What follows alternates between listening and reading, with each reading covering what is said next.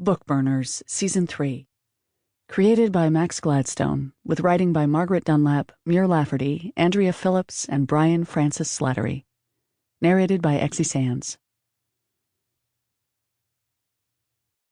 Bookburners, Season 3, Episode 1. Bubbles of Earth. Written by Max Gladstone.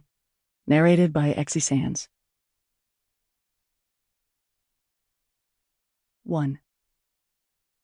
Sal Brooks watched monsters dance on the wall. She recognized the shapes of bulls and deer and antelope, though the beasts on the walls had different names. These were ancient creatures, gone now, or diminished, like elves in those Hobbit books. You never saw aurochs anymore. That thing with the branching brain cell horns like a reindeer drawn by someone on a bad trip was apparently a megaloceros, which Liam claimed meant big horns.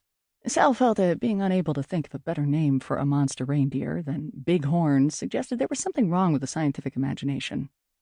She could not deny, though, that the horns were big. The creatures circled the cave, huge and vital.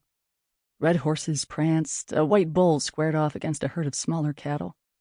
A man with a bird's head hefted a spear before a shaggy bison. Long-gone artists had woven the rock's colors and striations into their work. Ruddy iron stains framed the earth, and paler limestone the sky.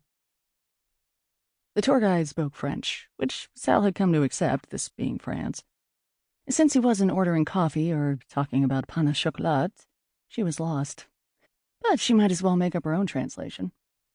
Thousands of years before Christ, before Rome and Egypt and, like, Gladiator and Call the Conqueror and all that other stuff your kid brother used to geek out over, early humans descended into this cave with brushes they made themselves from bits of actual horse, with paints mixed from dirt and berries, and in the middle of what was no doubt a gross, hard, short life, they made all this down in the bowels of the earth.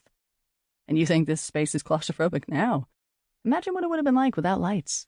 Imagine what it would have been like not knowing what waited deeper in these caves, or what used them when you weren't around. Liam, beside her, at least confined his disgust to a whisper. Milton Keynes prehistory is what this is. Shh, I'm listening. You don't speak French. This guy does a good spooky voice.